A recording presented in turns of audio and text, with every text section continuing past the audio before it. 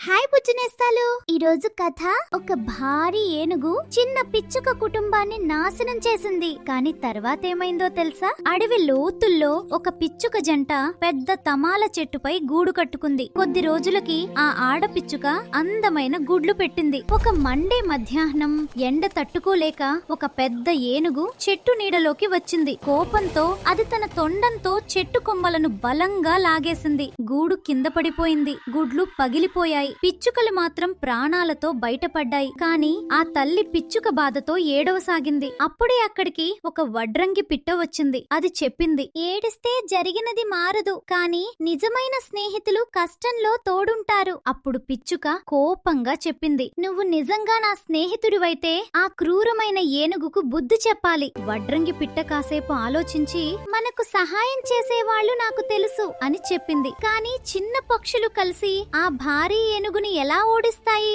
అది తెలుసుకోవాలంటే next part లో కలుద్దాం.